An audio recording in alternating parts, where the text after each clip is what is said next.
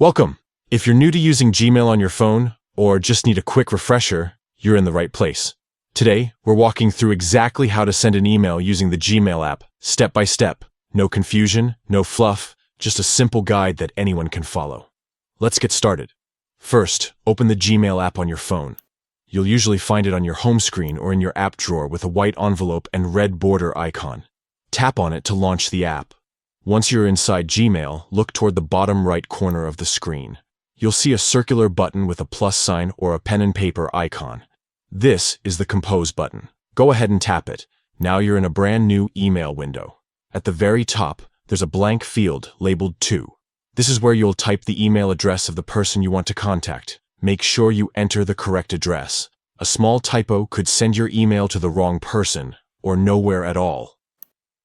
Next, move down to the subject line. This is where you'll give your email a title, something short that tells the recipient what the message is about. Keep it clear and relevant. Below that, you'll see a big empty space. That's where you type your message. Whether it's a quick note or a long update, this is where it all goes.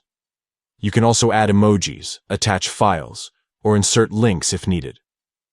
Once you've finished writing your message and double-checked everything, it's time to send it off.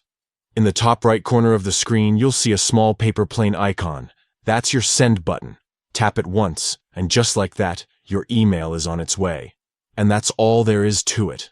Sending an email from your phone doesn't have to be complicated. With just a few taps, you're connected. Thanks for watching. And if this helped you out, make sure to check out more tips and tricks on using your favorite apps.